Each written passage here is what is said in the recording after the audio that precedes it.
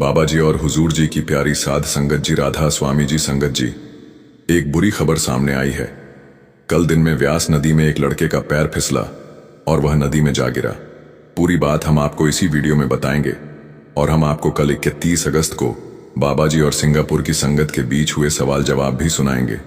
संगत से विनती है, सदगुरु सेवा सिमरन चैनल पर बने रहना जी और कमेंट में राधा स्वामी जरूर लिखना जी। आइए पहले बात करते हैं उस 23 साल के नौजवान लड़के की जिसके साथ कल एक बड़ा हादसा ब्यास नदी में हो गया। संगत जी, कल ब्यास में एक बेहद दुखद घटना घटी। बताया जा रहा है कि 23 साल का एक नौजवान सेवादार जो अमृतसर के मेहता इलाके से आया था, सेवा कर रहा था। सेवा के दौरान उसका पैर फिसल गया और वह सीधे ब्यास नदी में गिर पड़ा। काफी तलाश की गई मगर उसे ढूंढा नहीं जा सका। यह समाचार सुनकर मन बहुत व्यथित हुआ। पता नहीं उसकी किस्मत में आगे क्या लिखा है। हम सतगुरु सेवा सिमरन चैनल की तरफ से मालिक से अरदास करते हैं कि मालिक उस पर कृपा करें। आधिकारिक खबर भी आ चुकी है। दसूहा के नजदीक डगरी गांव का नौजवान बलविंदर सिंह उर्फ बंटी बंगा, जो डेरा ब्यास में सेवा कर रहा था, पानी के तेज बहाव में बह गया। अभी तक उसका कोई पता नहीं चल पाया है। परिवार और संगत की ओर से अपील की गई है कि अगर किसी को इस नौजवान के बारे में कोई जानकारी मिले तो तुरंत संपर्क करें। आप सभी जानते हैं कि इन दिनों ब्यास नदी का जल स्तर बहुत ऊंचा है। पानी न केवल उफान पर है बल्कि बहाव भी बेहद तेज है। ऐसे में यदि सेवा नदी के किनारे लगती है तो हर किसी को बेहद सतर्क रहकर काम करना चाहिए, क्योंकि जरा सी चूक जानलेवा साबित हो सकती है। बाबा जी सारी संगत और सेवादारों पर अपनी कृपा बनाए रखें। आइए अब आपको एकदम नए सिंगापुर के सवाल जवाब सुनाते हैं जो कल 31 अगस्त को हुए। ज्यादातर सवाल जवाब इंग्लिश में पूछे गए थे, लेकिन हम आपको हिंदी अनुवाद सुना रहे हैं। सिंगापुर में बाबा जी ने इंदिरा गांधी और जवाहरलाल नेहरू को लेकर बहुत बड़ी बात कही जो आपको हम आगे बताएंगे। सबसे पहले एक बहन ने पूछा, बाबा जी, मैं यहां एक बार में बार टेंडर का काम करती हूं और ड्रिंक बनाने से पहले उसे छकना पड़ता है जिससे कि कस्टमर को अच्छी क्वालिटी सर्व की जा सके। बाबा जी ने उत्तर दिया, बेहतर होगा कि तुम अपनी नौकरी बदलने की कोशिश करो, हमें ऐसे किसी भी काम से बचकर रहना है। फिर वही बहन बोली, मेरे परिवार वाले पिछले 5 साल से मुझे जबरदस्ती बच्चा पैदा करने के लिए दबाव डाल रहे हैं, लेकिन मैं ऐसा करने में सक्षम नहीं हूं। मुझे समझ नहीं आता कि मुझे क्या करना चाहिए। वैसे मुझे लगता है कि मेरी जिंदगी अब जैसी है ठीक है। इस पर बाबा जी ने स्पष्ट कहा, यह फैसला सिर्फ तुम्हारा और तुम्हारे पति का होना चाहिए। इसमें परिवार या किसी और का कोई अधिकार नहीं है। कल को बच्चे की जिम्मेदारी तुम्हें और तुम्हारे पति को उठानी है और किसी को नहीं। फिर एक सेवादार ने बाबा जी से कहा, धन्यवाद बाबा जी, हमेशा हमारे साथ रहने और हमें हुजूर जी के साथ साथ आपका अतिरिक्त स्नेह और आशीर्वाद देने के लिए आपका बहुत बहुत शुक्रिया। बाबा जी ने मुस्कुराते हुए मजाक में जवाब दिया, तुम्हें छोटे वाले ज्यादा अच्छे लगते हैं, इसलिए ज्यादा याद भी वही ज्यादा आते हैं। ये सुनते ही संगत बहुत हंसी। बाबा जी का कहने का मतलब हुजूर जी थे। इसके बाद किसी ने पूछा, बाबा जी, मैंने सत्संग में सुना है कि 5 मिनट का गहन और एकाग्र ध्यान उस लंबे ध्यान से कहीं बेहतर होता है जिसमें ध्यान ही केंद्रित ना हो पाए। क्या यह सही है? बाबा जी ने समझाया, अक्सर सत्संग में यह बात सुनने को मिलती है कि ध्यान की गुणवत्ता देखनी चाहिए, पर असल में हम उसकी क्वालिटी को जज ही नहीं कर सकते। हमारा काम है बस बैठना, चाहे 5 मिनट हो या 50। निर्णय हमारा नहीं, मालिक का होता है। 2 घंटे बैठने का हुक्म तो उसको निभाना ही चाहिए। ध्यान लगना या ना लगना हमारे बस की बात नहीं है। इसके बाद बाबा जी ने मुस्कुराते मजाकिया अंदाज में कहा, अगर यहां शाहरुख खान आ जाए तो सब उसके पीछे भागेंगे, लेकिन जिस मालिक ने सब दिया है उसके लिए टाइम नहीं है। यह सुनकर वह भाई कहने लगा, नहीं बाबा जी, ऐसा नहीं होगा। बाबा जी यह सुनकर हंस पड़े। फिर एक भाई ने कहा, बाबा जी, मेरा काम बहुत ज्यादा है। दिन के 12 से 15 घंटे मुझे दफ्तर में देना पड़ता है। इस वजह से मैं काम और आध्यात्मिक अभ्यास में संतुलन नहीं बना पाता। भजन सिमरन के लिए समय ही नहीं मिलता। बाबा जी ने बड़े सहज अंदाज में समझाया, बेटा, कोई भी इंसान 79 घंटे से ज्यादा काम पर पूरी तरह ध्यान ही नहीं दे सकता। उसके बाद शरीर तो मौजूद होगा लेकिन दिमाग कहीं और भटक जाएगा। इसलिए संतुलन बनाना जरूरी है। तुम्हारा काम कंपनी में इतना भी अहम नहीं कि तुम्हारे बिना बंद हो जाए। कभी सोचा था कि नेहरू जी के बाद भारत कैसे चलेगा? फिर इंदिरा गांधी भी गुजर गई, पर देश चलता रहा। दुनिया में कोई भी इतना जरूरी नहीं होता कि उसके बिना काम रुक जाए। इसीलिए संतुलन, साधु संगत जी, बाबा जी के कहने का मतलब एकदम साफ है। ना किसी के आने से और ना जाने से यह दुनिया रुकती है। कभी कभी हम सोच लेते हैं कि फलाना काम तो हमारे बिना हो ही नहीं सकता, लेकिन यह एकदम गलत सोच है। वो काम हम नहीं करेंगे तो फिर भी वह काम होकर ही रहता है। उस काम को कोई दूसरा कर लेता है। फिर एक लड़के ने पूछा, बाबा जी मैं लंदन में पढ़ाई कर रहा हूं और आपको बहुत मिस करता हूं। यहां सिंगापुर में मैं अपने रिश्तेदार के घर आया हूं। मेरी आपसे विनती है कि कृपया इस गर्मियों में लंदन जरूर आइए। बाबा जी ने हल्की मुस्कान के साथ कहा, यह कलयुग का समय है बेटा। पहले शिष्य गुरु के पीछे भागते थे, अब शिष्य गुरु को अपने पास बुलाते हैं। सब यही सोचते हैं कि बाबा यहां हमारे शहर में कब आएगा। यह सुनकर संगत हंसने लगी। फिर बाबा जी ने उस लड़के को समझाया, बेटा यह सब मेरे बस की बात नहीं है। मुझे जैसा हुक्म होता है मैं वही करता हूं। संगत जी, यहां बाबा जी का मतलब मालिक के हुक्म से है। फिर एक भाई ने कहा, बाबा जी मैं ऐसी सेवा करना चाहता हूं जिसमें मुझे आपके साथ बातचीत का मौका मिले, जैसे आपके सेवादारों को मिलता है। मतलब मैं आपके साथ रहकर सेवा निभाना चाहता हूं। बाबा जी ने बड़े प्रेम और नम्रता से जवाब दिया, बेटा तुम मुझे 5 मिनट भी बर्दाश्त नहीं कर पाओगे। इसीलिए मैं हमेशा अपने सेवादारों को कहता हूं कि भजन सिमरन जरूर किया करो, वही सबसे बड़ी सेवा है। इसके बाद एक लड़के ने कहा, मेरे पास तो कोई सवाल नहीं है, लेकिन मेरी मां ने मुझसे कहा कि मैं आपके सामने खड़ा हो जाऊं ताकि आप मुझे देख लें और मैं आपको। यह सुनकर बाबा जी ने प्यारी सी स्माइल दी और बोले, बेटा रोज सामने खड़े होकर एक दूसरे को देखते रहने से कुछ नहीं बदल जाएगा। असली ताकत और सब कुछ तुम्हें अपने भीतर से मिलेगा। जो भी प्राप्त होना है वह इसी शरीर के अंदर से होगा। फिर वो लड़का बोला, लेकिन बाबा जी इससे मेरे भजन सिमरन पर कुछ दिनों तक अच्छा असर पड़ता है। बाबा जी ने समझाया, हां बेटा, पर केवल कुछ दिन ही मन किसी प्रभाव को थोड़े समय तक ही संभाल पाता है। पर जो भीतर के दर्शन हैं वे सदा के लिए स्थायी होते हैं। असली दर्शन वही हैं जो अंदर से मिलते हैं, ना कि बाहर से। इसके बाद एक लड़की ने बाबा जी से कहा, बाबा जी आपके जूते बहुत कूल हैं। बाबा जी मुस्कुराए और बोले, मैं तो पिछले 30 सालों से यही जूते पहन रहा हूं। यह सुनकर संगत भी मुस्कुरा दी। इसके बाद किसी ने प्रश्न किया, बाबा जी मैंने एक वीडियो देखी थी जिसमें एक छोटे भालू का बच्चा पेड़ पर चढ़ने की कोशिश करता है लेकिन बार बार गिर जाता है। उसकी मां बस खड़ी होकर देखती रहती है, मदद नहीं करती, ताकि बच्चा खुद सीख ले। मुझे यह दृश्य बहुत गहरा लगा। शायद आप भी कभी कभी हमें अकेला इसलिए छोड़ देते हो जिससे कि हम सीख सकें। बाबा जी ने मजाक में तुरंत कहा, तुम मेरा जेंडर क्यों बदल रहे हो? सारी संगत हंसने लगी। फिर बाबा जी ने आगे समझाया, असल में पिता भालू तो सीधे बच्चे को पकड़कर वहीं पहुंचा देता है जहां उसे जाना चाहिए। मां धैर्य रखकर उसे खुद कोशिश करने देती है ताकि बच्चा सीख सके। यह सुनकर हॉल में फिर से जोरदार हंसी गूंज उठी। इसके बाद किसी ने कहा, बाबा जी आप मेरे पिता जैसे हैं। बाबा जी मुस्कुराते हुए मजाक में बोले, आज तो मैं अपनी दाढ़ी को अच्छे से संवार कर आया हूं और आकर यही सुनना था कि मैं तुम्हें अपने पिता जैसा लग रहा हूं। यह सुनकर सारी संगत ठाकों से हंस पड़ी। फिर बाबा जी ने आगे कहा, जैसे कोई महिला तैयार होकर मेकअप करके बाहर निकले और कोई उसे कह दे कि तुम तो मेरी मां जैसी लग रही हो, सोचो उसे कैसा लगेगा। संगत एक बार फिर जोर से हंस पड़ी। किसी बहन ने जीवन में आने वाले दुखों पर सवाल किया तो बाबा जी ने कहा, अगर जिंदगी इतनी आसान होती तो इंसान कभी भगवान को याद ही ना करता।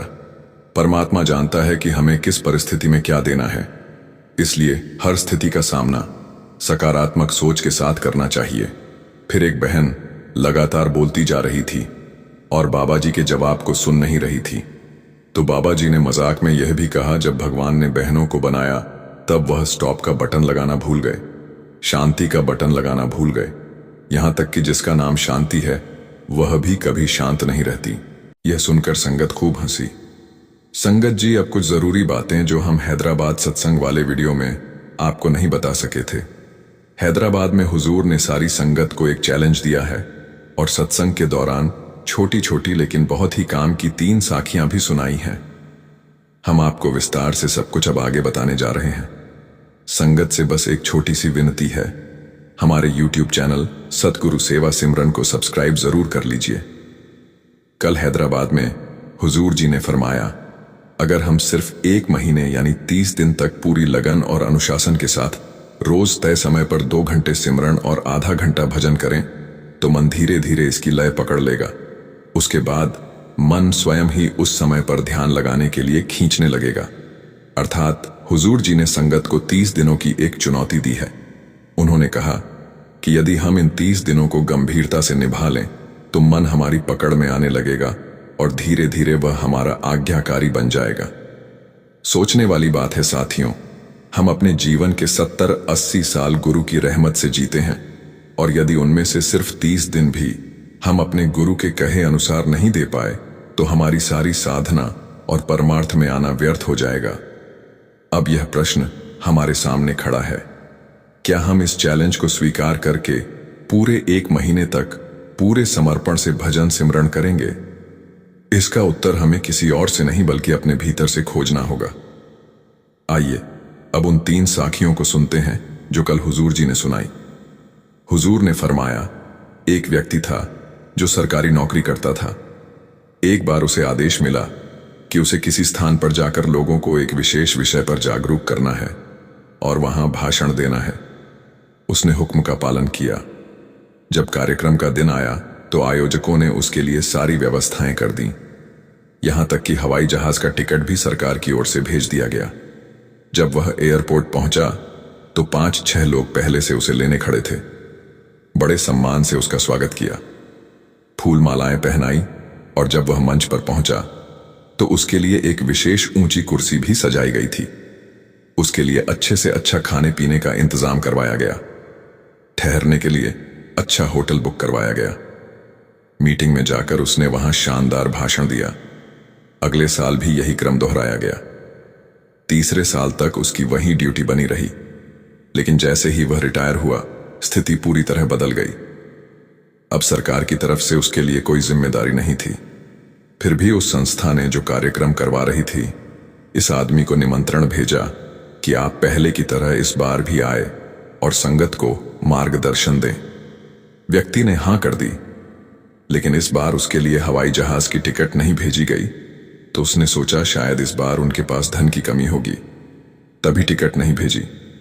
उसने अपने पैसों से टिकट खरीदी और निकल पड़ा, लेकिन एयरपोर्ट पहुंचा तो देखा इस बार ना कोई रिसीव करने वाला था, ना स्वागत के लिए लोग खड़े थे, ना माला ना फूल। किसी तरह खुद ही वह कार्यक्रम स्थल पहुंचा और वहां भी जहां पहले उसे विशेष सम्मानजनक कुर्सी दी जाती थी, अब साधारण कुर्सी पर बैठा दिया गया। उसी पल उसके दिल में यह सच्चाई गहराई से बैठ गई। असल इज्जत उसकी शख्सियत की नहीं थी, बल्कि उस पद और ओहदे की थी जो उसके पास था। जब तक अधिकार और सत्ता थी, लोग उसकी कद्र करते रहे, पर जैसे ही वह ओहदा छीन गया, उसकी अहमियत भी कम हो गई। हुजूर जी ने इस उदाहरण से समझाया कि हम में से ज्यादातर लोग यही सोच लेते हैं कि हमारी बहुत प्रतिष्ठा है, बहुत मान सम्मान है, लेकिन दरअसल यह सम्मान हमारे असली व्यक्तित्व का नहीं, बल्कि पैसे, पद और बाहरी पहचान का होता है। यही भ्रम आगे चलकर अहंकार का कारण बन जाता है। इसके बाद हुजूर जी ने अहंकार पर एक प्रसंग सुनाया। उन्होंने कहा, एक साधक था जिसने बरसों साधना की थी और फकीर की अवस्था तक पहुंच गया था, परंतु भक्ति करते करते उसके भीतर कभी कभी भक्ति का ही घमंड आने लगा। हुजूर जी ने समझाया कि जब साधना से सिद्धियां प्राप्त हो जाती हैं तो वही अहंकार का कारण बनती हैं। एक दिन वह साधक कहीं जा रहा था कि अचानक आकाश से एक कौवा आया और उस पर बीट कर दी। यह देखकर उसे बहुत क्रोध आया। गुस्से में उसने अपनी सिद्धि का प्रयोग किया और उस कौए को मार गिराया। यही उसका अहंकार था जिसे वह काबू में ना रख सका। हुजूर जी ने कहा, सोचो, अगर इतनी साधना और तपस्या करने के बाद भी हम अपने भीतर के अहंकार पर जीत ना पाए तो फिर उस साधना का क्या मूल्य रह जाता है। इसके बाद हुजूर जी ने काम विषय पर एक और साखी सुनाई, जो अक्सर बाबा जी भी सुनाते हैं, लेकिन उन्होंने इसे अलग ढंग से समझाया। उन्होंने कहा, एक राजा था जिसने राजपाट छोड़कर तपस्या का मार्ग अपना लिया। वर्षों तक जंगलों पहाड़ों में रहकर उसने गहन साधना की। एक दिन अपनी तपस्या को पूरा करने के बाद जब उसका मन पूरी तरह से उसके काबू में आ गया, तो वह नगर की ओर वापस लौट रहा था, तो मार्ग में एक नदी आई। उसे पार करने के लिए उसने एक नाव वाले से कहा। नाविक उस समय भोजन कर रहा था, तो उसने कहा, आपको मेरी बेटी पार करवा देगी, वह बस अभी आती ही होगी, मछली पकड़ने गई है। कुछ ही देर में नाविक की बेटी आई और साधक, जो सिद्धियों का स्वामी था, उसके साथ नाव में बैठ गया। पर जैसे ही उसने नाविक की बेटी को देखा, उसका मन विचलित हो गया और वह बोला, मेरे साथ चल। उस लड़की ने जवाब दिया, नहीं, मेरे शरीर से तो मछलियों की बदबू आती है। साधक ने अपनी सिद्धियों का प्रयोग किया और तुरंत उस बदबू को समाप्त कर दिया। लड़की कहने लगी, आकाश देख रहा है, पानी देख रहा है। साधक ने सिद्ध से नदी का पानी सुखा दिया और आकाश को ढकने के लिए बादल खड़े कर दिए। हुजूर जी ने कहा, देखो, जिसने वर्षों तप किया था, वही साधक जैसे ही समाज की चकाचौंध में आया, उसके मन को विकारों ने फिर से जकड़ लिया। तो बताइए, ऐसे तप का क्या लाभ? क्या मन काबू में आया? हुजूर जी ने आगे समझाया कि हमें अपने भीतर से 5 विकार, काम, क्रोध, लोभ, मोह और अहंकार को जड़ से निकालना होगा। यदि यह बने रहेंगे तो यह बार बार हमारे मार्ग में बाधा डालेंगे और मन को कभी भी स्थिर नहीं होने देंगे। फिर हुजूर जी ने कहा, शास्त्रों के अनुसार तो 5 ही विकार बताए गए हैं, लेकिन आज के समय में हम सबके भीतर एक छठा रोग भी घर कर चुका है, और वह है मोबाइल का नशा। आज हम लगभग 24 घंटे मोबाइल अपने हाथ में पकड़े रहते हैं। रात को सोने से पहले भी मोबाइल हाथ में होता है और आधी रात तक स्क्रीन देखते रहते हैं। हमें पता ही नहीं चलता कब रात के सुबह के 3 बज जाते हैं। फिर जब संगत आकर शिकायत करती है कि भजन सिमरन में ध्यान नहीं लगता, 2.5 घंटे बैठ नहीं पाते, तो हुजूर जी ने कहा, भाई, मन कहां से टिकेगा? पूरा दिन मोबाइल पर बिताते हैं, पूरी रात मोबाइल में लगे रहते हैं, तो ध्यान लगाते समय वही दृश्य आंखों के सामने आएंगे। सुबह आंख खुलते ही मालिक को याद करने की बजाय सबसे पहले हम अपना मोबाइल चेक करते हैं, जैसे एक रात में दुनिया बदल गई हो। हुजूर ने समझाया, सुबह उठकर सबसे पहले मालिक का शुक्र करना चाहिए और मोबाइल का इस्तेमाल जरूरत के अनुसार करना चाहिए, इसे अपनी आदत नहीं बनाना। हुजूर जी ने यह भी समझाया, जब हमारे बच्चे मोबाइल पकड़ते हैं तो हम तुरंत डांट देते हैं, इतना मोबाइल मत चलाओ। लेकिन क्या हमने खुद मोबाइल छोड़ा? यदि हमें दूसरों को समझाना है तो पहले स्वयं को बदलना होगा। जब तक हम खुद इन आदतों से बाहर नहीं निकलेंगे, तब तक हमारी बात का असर भी किसी पर नहीं पड़ेगा। हुजूर जी ने जोर देकर कहा, दूसरों को ज्ञान देना बहुत आसान है, पर असली साधना तो खुद को सुधारने में है। हम अक्सर अपने को बदले बिना उम्मीद करते हैं कि सामने वाला हमारी बात मानकर बदल जाए, लेकिन याद रखो, वास्तविक परिवर्तन की शुरुआत हमेशा अपने आप से करनी होती है। संगत जी, जब बड़े महाराज जी कहा करते थे कि आने वाला गुरु डंडे वाला होगा, यानी आने वाली सरकार डंडे वाली होगी, सख्ती से चलाएगा, तब हम सबने सोचा था कि शायद बाबा जी की ओर इशारा है, लेकिन दरअसल उनका संकेत मौजूदा सरकार हुजूर की तरफ था। और आज हम साफ देख सकते हैं कि जहां जहां जरूरत पड़ती है, हुजूर जी बिना हिचकिचाए सख्ती भी करते हैं। संगत जी, सच कहें तो हम जैसे जिद्दी लोगों के लिए ऐसा ही गुरु चाहिए था, क्योंकि हमारी आदत ही ऐसी थी, एक कान से सुनकर दूसरे से निकाल देने वाली। बाबा जी भली भांति जानते हैं कि संगत का ध्यान सत्संग में बहुत देर तक टिकता नहीं। लगभग 15-20 मिनट बाद शरीर तो पंडाल में बैठा रहता है, लेकिन मन दुनिया भर की सैर पर निकल जाता है। हमें खुद ही पता नहीं चलता कि बाबा जी क्या कह रहे हैं और हम कहां भटक रहे हैं। एक बार किसी ने बाबा जी से पूछ लिया, आज कितनी संगत ने आपका सत्संग ध्यान से सुना? बाबा जी ने बहुत सहज भाव से उत्तर दिया, 2025 लोग। सवाल करने वाला हैरान रह गया, बोला, लेकिन पंडाल में तो लाखों बैठे थे। तब बाबा जी ने कहा, हां, बैठे तो थे, पर सुनने वाले सिर्फ 2025 थे। बाकी सबका मन बाहर घूम रहा था। किसी को दुकान याद आ रही थी, किसी को नौकरी, किसी को घर परिवार। संगत जी, अक्सर हम सोच लेते हैं कि अगर हमारा ध्यान नहीं भी लगा तो क्या फर्क पड़ेगा, बाबा जी को क्या पता चलेगा। पर हम भूल जाते हैं कि जो हमारे सामने मंच पर बैठे हैं वे कोई साधारण इंसान नहीं है। उन्हें हमारे भीतर तक का हाल मालूम है। हम चाहे अपने आप से झूठ बोल लें, खुद को धोखा दे लें, लेकिन अपने गुरु को छलना असंभव है। गुरु सब कुछ जानते हैं और अब तो वैसे भी डंडे वाली सरकार आ चुकी है। अब लापरवाही से बच निकलना पहले जितना आसान नहीं रहा। संगत जी, अब हम इस वीडियो को समाप्त करते हैं। संगत से एक विनती है, कमेंट जरूर लिखें और चैनल पर बने रहने की कृपा करें। राधा स्वामी जी।